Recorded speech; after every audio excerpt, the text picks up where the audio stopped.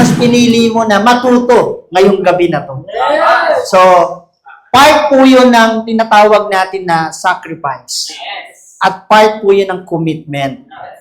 So, meron ako isang nakilalang tao, pag gusto mo daw maging successful sa buhay, una daw na characteristic, make sure you have a mindset na matuto ka daw mag-commit sa isang bagay na gusto mong pasukin.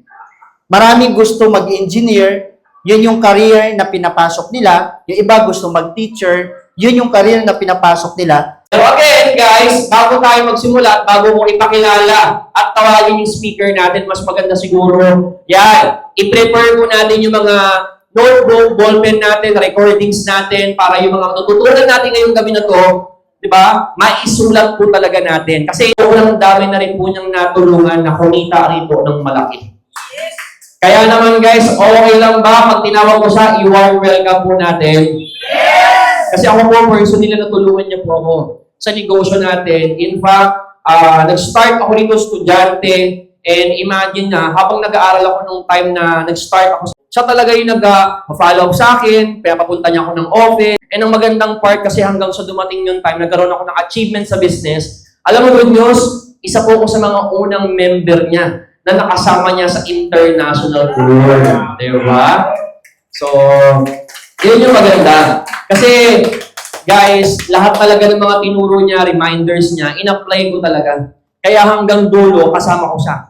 Hanggang sa nagka-billboard po ako, siya pa rin yung upline ko, siyempre. Hanggang sa, di ba, kahit paano, kumita po sa business, siya po talaga yung nag-guide po sa akin. Kaya okay lang ba, guys? I-warm welcome po natin sa... Ayan, sige. Focus tayo mabuti sa ituturo niya, sa isushare niya. Kasi guys, hindi ito basta-basta. Di ba? Itong tao na to, isa po ito sa mga consistent M-Club top earner ng company natin. And nakakatuwa kasi up to now din yung mga galawan niya, sobrang consistent sa Team Unstoppable. Kaya okay lang ba guys, kung gusto natin maging M-Club din, pakinggan natin itong tao na to. Kung gusto natin maging achiever sa business, sino mapakinggan natin? Siyempre yung achiever. And good thing, isa po siya sa mga role model ng Team Unstoppable na pag ginawa mo talaga ng tuloy-tuloy at ng seryoso yung negosyong to, sureball na rin po yung resulta mo. Okay? Tinatawag nga po natin siya na Mr. Sureball eh. Diba? Yung kasi yung ano niya, yung tagline niya. Isa yun sa mga, diba, natutunan ko rin sa kanya. Kaya okay lang ba guys? Tawagin ko na siya. Ano po kakagaling? Please all welcome Baka dito. ang Mr. Sureball ng Team Unstoppable. One of the leaders of Gerald Ramsey!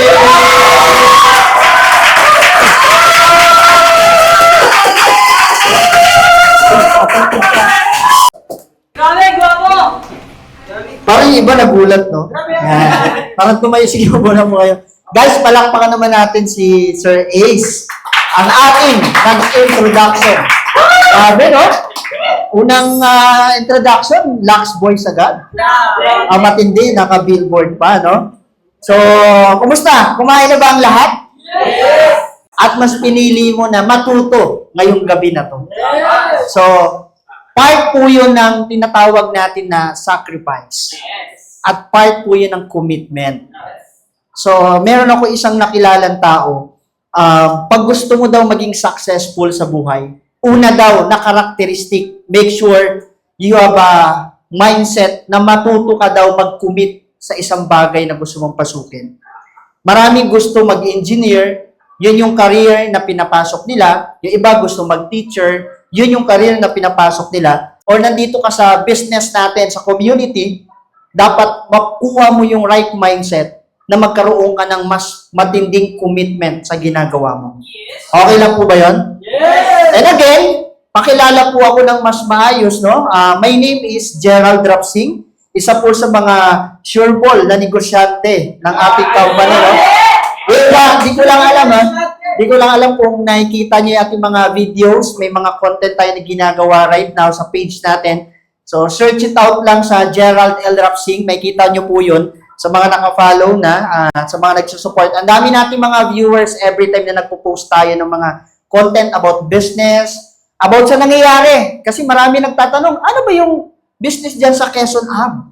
Diba kasi lagi nila nakikita, ang laki ng billboard, tapos nakikita nila, ang daming tao. Minsan, pag may naglabas ng kotse, punuan talaga. So, nagkakaroon siguro ng curiosity yung mga tao sa labas. And one time, may nag-comment, sabi niya, ito ba yung nakikita ko sa Quezon Avenue, along dyan sa may papunta ng Centris? Alam mo, nagulat ako, marami palang tao, hindi nila alam kung anong meron sa ginagawa natin. And that moment, nagkaroon ako ng idea na why not i-share natin to the online na yung mga tao like ngayon, naka-online tayo, naka-live. So, sinishare na natin sa mga business partner natin international, so what more pa dito sa Metro Manila. Know the importance of time. So, gano'ng importante ang oras? Siyempre, importante yan. Sabi nga, dito, the younger you are, the faster of being successful, the higher the changes. So, ibig sabihin, kapag nakakapalas-pasok sa negosyo natin, mas malaki yung chance mo na maging successful. But the disadvantage is, tayong mga Gen Z. Sino mga Gen Z dito? Gen Z. Sa mga Gen Z, sa mga 25, sa mga 25 years old pa, ang problema lang natin, guys, di ba? Mabilis tayong makampante. Mabilis tayong, alam mo yun, mati-focus, mabilis tayong ma-discourage, ganyan. And yun yung disadvantage. Kasi tayong mga Gen Z, kasi ang generation ngayon, parang parang nasanay tayo na lahat na lang instant. Sa social media natin, kakascroll sa social media, so since nakikita natin yung iba nagiging successful, akala ko natin yung success mabilis. Diba? Yes. Diba? Ibig sabihin po, seryoso na po kayo mag-isip sa buhay. Wala nang laro-laro to. Di ba dapat yes, ang mindset mo na para sa pamilya ko, para sa anak ko, para to sa magiging future ng mga anak ko. Di ba? Kung may apo na, di ba? Para sa apo. Yes, Dito to.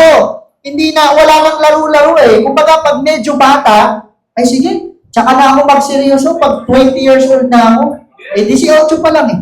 Pagdating ng 20, sige, bata pa naman eh. Tsaka na ako magseryoso pag 25 na. Dumating na yung 25 years old, ganoon ulit. Bata pa naman, kaya ko pa. Pag 28 na lang. So ngayon, ang nangyayari, yung edad, nagagamit sa mali. Na yung sinasabi natin lagi, na hindi habang buhay, bata. Tumatanda ang tao sa mundo. At swerte ka na nabigyan ka ng opportunity ng mas bata. Yes. Kasi kung papapiliin ka, for sure, yung ibang tao dito, mas gusto natin makita dito ng mas bata sa atin. Pero since nga, ito na natin sa nakita, na abutan, nandun na yung mindset na mas seryoso ka na sa buhay. At yun ang pangahawakan naman ng mga titas, mamis, mga kakilala naman natin, mga business partner. Yun talagang mindset na wala na itong laro-laro. It's game time. Isa-isa. So, wala nang time para maglaro eh. Ang mindset niya, game time agad. Kumbaga, beast mode agad yung mindset para masumataw sa negosyo. So, yun ang kagandahan. So, sana magamit natin sa tama. Okay? So, ano pa? Ano pa yung natin para dyan? Siyempre yan. Delayed action equal delayed dreams. Okay? Ibig sabihin, guys, in order for you to have something, you must give up something. Kailangan po natin tanggapin na yung pinasok po natin negosyo, it requires sacrifices. Bakit? Kasi wala namang pangarap na kumbaga overnight na makuha eh. Tama mo ba? Ang pangarap mo kinukuha mo yan sa mahabang panahon. Kailangan talaga ng mahabang panahon. Kaya kailangan talaga natin magsakripisyo. Now, kung hindi mo kaya mag-sacrifice, madadali yung action mo. Pag nadali yung action mo, delay din yung dreams mo. Tama mo ba? Papayag ka ba na delay yung dreams natin? Siyempre hindi. Kaya guys, we have to accept the fact na kailangan natin magsakripisyo yung mga walang kwentang bagay, yung mga bagay na hindi po nakakatulong sa negosyo natin, sa pag-grow natin sa business. Kailangan talaga, set aside muna natin. Para ako, nung nag-start ako sa photo, since nga estudyante ako noon, tinawag ko talaga yung barkada. Yun talaga number one, kasi pala barkada po ako. Tapos, mabilis ako mayaya, even sa school noon, mabilis ako mayaya. Pero, sabi sa training, kung gusto mo makuha yung pangarap mo, kailangan mong isakripisyo yung mga bagay na hindi nakakatulong. Ngayon yung mga tropa ko na nagyaya sa akin, puro na lang mga issue yung mga pinag-uusapan. Kaya sabi ko, hindi ko makakatulong, sacrifice ko muna. ang ginagawa ko, every time nagyayaya sila, lagi na akong kumbaga, lagi na akong tumatanggi. Di ba? Learn to say no. Kasi kung alam mo naman na hindi siya makakatulong para ikaw mag-grow ka as a person dito sa ginagawa natin, set aside muna. Hindi naman natin sinasabi na iwan ko talaga pang habang buhay. Ako po ang ginawa ko, sinet aside ko muna for the meantime. Pag kumita ka na ng malaki, di ba, you're the best version of yourself already na, pwede mo naman balikan na yun. Pag successful ka na, pwede mo naman balikan na yun. Tama mo ba? Eh, ang problem sa iba, kasi minsan lang yung ganung moment eh. Di ba? Sabi daw, habang bata, enjoy yung buhay. Kaya we have to sacrifice something in order for us to have something. Di ba may goals tayo? Di ba may gusto tayong maabot? Gusto mong kumita ng malaki? Sacrifice tayo. Kasi hindi pwede rito yung inconsistent, yung lulubog lilitaw. Habang ka ngayon, bukas hindi. Habang ko ngayon week, next week hindi po, sabi nga, di ba, walang pumulong tubig sa patay sinting apoy. At wala kang matatapos kung palagi ka nagsisimula. Tama po ba? Kaya importante, sacrifice po tayo ng tuloy-tuloy. Kaya ako, as naging mindset ko, marami kasi nagsasabi, swerte kayo, si As Gerald meron ng coaching. Si As Gerald, Millionaires Club, si As Ace, di ba, in a way, kahit paano, next M Club, tapos nagkaroon ng billboard, swerte. Ang nakikita nyo kasi kadalasan sa amin, guys, is yung finished product na. Yung resulta na, pero hindi yung nakita, yung behind the scene. Yung prosesong dinaanan namin. Yung mga sinakripisyo natin, na hindi yung nakita ng iba. Pero in order for you, para makuha ko yung nakuha ng mga uplines, nila Gerald, nila Chart, ng mga grand uplines natin, kailangan din natin daanan yung mga dinaanan nila. At number 1 din po doon yung magsakripisyo talaga.